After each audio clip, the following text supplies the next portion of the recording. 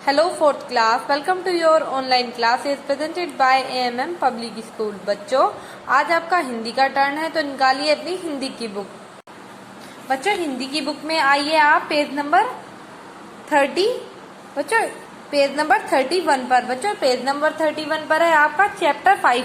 बच्चों आज हम इसमें दो चैप्टर पढ़ेंगे, चैप्टर 5 और चैप्टर 6। तो पहले हम पढ़ेंगे चैप्टर 5। बच्चों अब्दुल कलाम की कलम से कोई भी लक्ष्य दृढ़ इरादे से पाना संभव है। बच्चों अब्दुल कलाम को आप जानते होंगे, एक मिसाइल मैन थे। अच्छे ये मुस्लिम परिवार से थे बच्चों।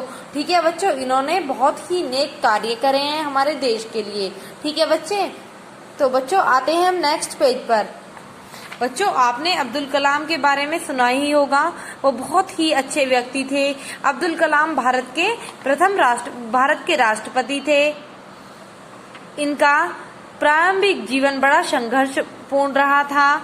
यहाँ के बारे में आपको कुछ महत्वपूर्ण बातें हम बता रहे हैं। बच्चों मैं आपको आज मेन पॉइंट बताऊंगी इसमें, और फिर आप इस चैप्टर को रीड करेंगे।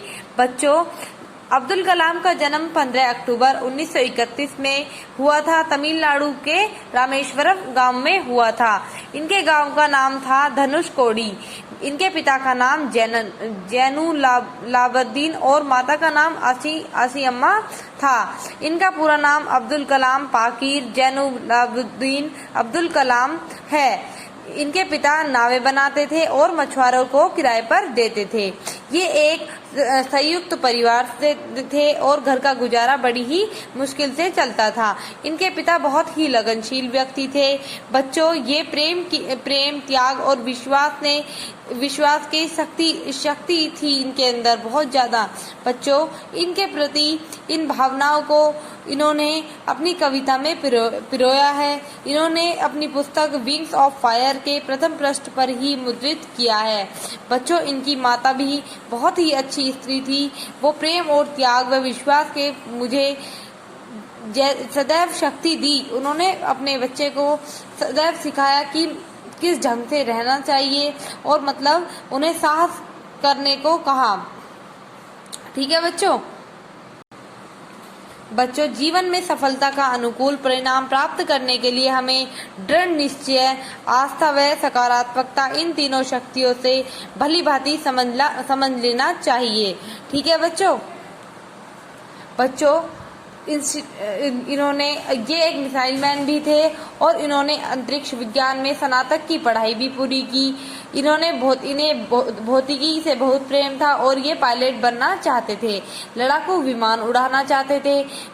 इन्होंने इनकी परीक्षा पूरी की, पास की, परंतु इन्हें 8 व्यक्तियों को ही चुना था। इनमें इन्होंने 9वां स्थान प्राप्त किया। यहीं से इन्होंने अपनी दिशा बदल ली। जब तक आप अपनी 100% योगदान नहीं देते हैं तब तक आप सफल नहीं हो सकते, और आपके द्वारा दिया गया 100% योगदान आपको असफल नहीं होने देगा। बच्चों हमें किसी भी काम को करने के लिए अपना पूरा 100% देना चाहिए। अगर हम 100% नहीं देंगे तो हम उसमें पास नहीं होंगे। ठीक है बच्चों, तो बच्चों ये इसके सर्वशक्ति इन्होंने देश को सर्वशक्ति संपन्न बनाने का सपना पूरा किया। सपने वो नहीं होते जो नींद में देखे जाते हैं, सपने वो होते हैं जो हमें नींद ही नहीं आने देते। समय के साथ इनकी जिम्मेदारियां भी बढ़ी। ठीक है बच्चों, इनको राष्ट्रपति चुना गया। फिर वर्ष 2011 बच्चों देश के 11वें राष्ट्रपति के रूप में चुने जाने का इन्हें सौभाग्य प्राप्त हुआ। बच्चों आत्मसम्मान हमेशा आत्मनिर्भरता से जुड़ा होता है। ये भारत को आत्मनिर्भर देखने का इच्छुक रहे थे। आज हम सर्वशक्ति संपन्न हैं। जो लोग हमें गीदड़ भभकिया देकर डरा नहीं सकते। हमारी ठोस उपलब्धियां भी हमारी पहचान है। इसलिए जो जो उसके लिए प्रतीक्षा मत करो, संघर्ष करो, क्योंकि प्रतीक्षा करने वालों को उतना ही हिस्सा मिलता है जो संघर्ष करने वाले छोड़ देते हैं। अगर आप पढ़ाई करने में कमजोर हो तथा लोग ऐसा समझते हो तो भी हार न मानो, हर तरह से प्रयास करो। यह भी संभव है कि किसी अन्य क्षेत्र में लगने से योग्य बेहतरीन दिमाग तुम्हारे पास है। एक अच्छी किताब 100 दोस्तों के बराबर होती है। बच्चों, हमें नई नई बुक पढ़नी चाहिए। इसीलिए अब्दुल कलाम ने कहा है, एक अच्छी किताब 100 दोस्तों के बराबर होती है। ठीक है बच्चों, ये इन्हें बुक्स पढ़ना बहुत अच्छा लगता था और इन्हें बुक्स लिखना भी बहुत अच्छा लगता था। बच्चों, इन्होंने बहुत सारी बुक्स लिखी हैं, the vision for the millennium, my journey और इग्नोटिक माइंड्स। ठीक है बच्चों, इनकी संगीत में भी बहुत रुचि थी। इन्होंने कर्नाटक में संगीत सुनना बहुत पसंद था, बहुत ही अच्छा लगता था। अपने देश को मिली जुली संस्कृति से इन्हें बहुत प्रेम था। बच्चों, इन्होंने गीता का भी पूरा अध्ययन किया है। बच्चों, ये अपने विचारों का आदान प्रदान करना इन्हें सदैव भाता है। ये सदैव भारतीयों से यही कहना चाहते हैं कि आत्मविश्वास और कर्मठता हमारी सफलता को जड़ को मिटाने के लिए परामर्शक औषधियां हैं। ठीक है बच्चों, तो ये इनका कहना ये है कि हमें पूरी मेहनत से और लगन के साथ हर काम को करना चाहिए। ठीक है बच्चों, तो बच्चों ये चैप्टर आपका कंप्लीट हुआ। मैंने इसमें आपको बच्चों मेन पॉइंट बताए हैं। ठीक है बच्चों, ये चैप्टर आपको रीड करना है और ये नेक्स्ट पेज पर आपकी एक्सरसाइज दी हुई है। बच्चों, ये आपको बुक में ही करनी है। शब्दार्थ और क्वेश्चन आंसर आपको कॉपी में करने हैं बच्चों। ठीक है बच्चों, तो बच्चों एक्सरसाइज आपको सेंड कर दी जाएगी। तो बच्चों आते हैं अब हम नेक्स्ट चैप्टर पर। तो बच्चों आते हैं हम पेज नंबर 39 पर। बच्चों पेज नंबर 39 पर चैप्टर दिया हुआ है अहिंसा की शक्ति। बच्चों, चैप्टर में बताया गया है कि अहिंसा एक ऐसा महामंत्र है जिसकी सहायता से हमारे देश को आजादी मिली। अहिंसा क्या है, आज हम इस पाठ में स्पष्ट दिया गया है और उसे हम पढ़ेंगे। बच्चों, आपने अहिंसा शब्द तो सुना ही होगा। इसका अर्थ है मन वचन कर्म से किसी भी जीवित प्राणी को कष्ट नहीं पहुंचाना, किसी को सताना और न किसी को मारना चाहिए। ठीक है बच्चों, अगर हम किसी प्राणी को दुख पहुंचाते हैं, किसी को मारते हैं या किसी के साथ गलत व्यवहार करते हैं तो वो होती है हिंसा, और अगर हम ऐसा व्यवहार किसी के साथ ना करें तो वो होती है अहिंसा।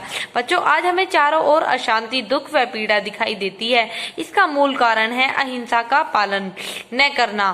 प्राय अनेक मनुष्य गलत ढंग से सोचते हैं कि इन्हें लाभ हो, उनके नाम हो और उन्हें आराम न मिले। दूसरों को भले ही दुख, पीड़ा व परेशानी होती हो तो उनकी बला से। इसलिए कई मनुष्य अनेक जानवरों जैसे बकरों, मुर्गों, मछलियों और आदि को मारकर भोजन के रूप में प्रयोग कर लेते हैं। तो बच्चों ये हिंसा का रूप है।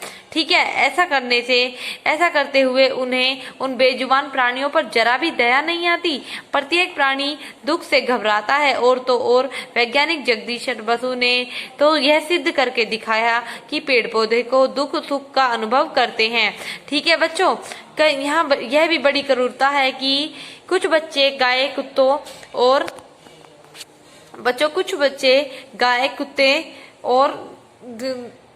कुत्तों को पत्थर मारते हैं। ये हिंसा का भाव है।